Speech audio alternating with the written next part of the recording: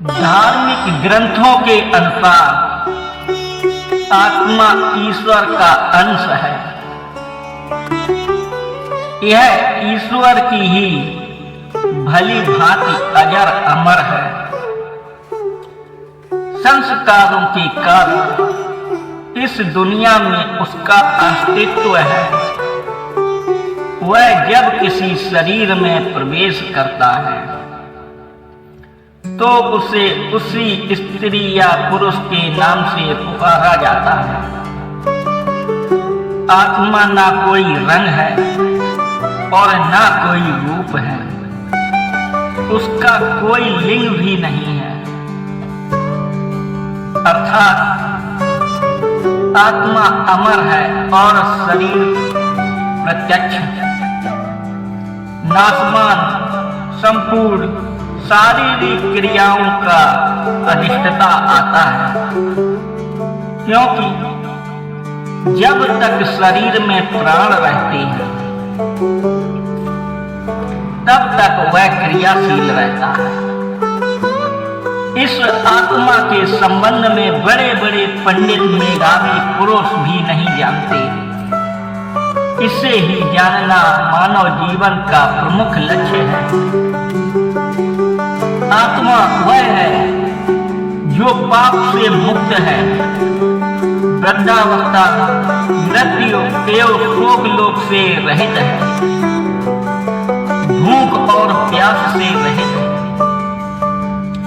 जो किसी वस्तु की इच्छा नहीं करती, यद्यपि उसकी इच्छा करनी चाहिए, तो वह सत्ता है जिसको समझने का प्रयत्न करना चाहिए।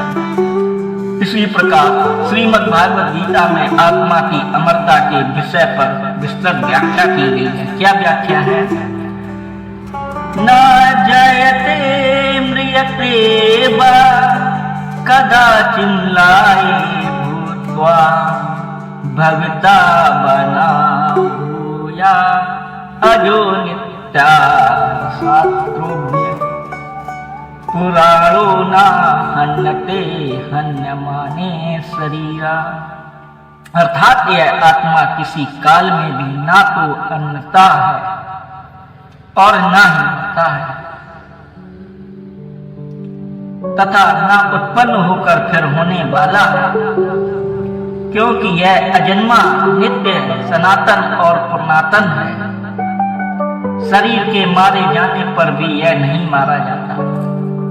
जैसे मनुष्य पुराने वस्त्रों को त्याग कर दूसरे नए वस्त्रों को धारण करता है, वैसे ही जीवात्मा पुराने शरीर को त्याग कर दूसरे नए शरीर को प्राप्त होता है।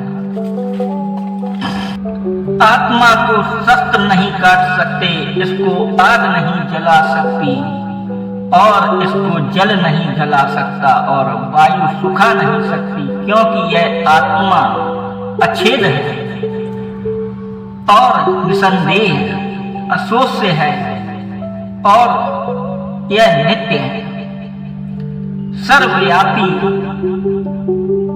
अचल स्थित रहने वाला तथा सनातन है। शरीर की मृत्यु के बाद आत्मा को प्रेत योनि से मुक्ति के लिए 13 दिनों का समय लगता है। इसलिए इस दौरान आत्मा की शांति व मुक्ति के लिए पूजा पाठ, दान दक्षिणा आदि अनुष्ठान किए जाते हैं। इसके बाद आत्मा पितृलोक को प्राप्त हो जाती है। आत्मा की अमरता का यही दृढ़ विश्वास है।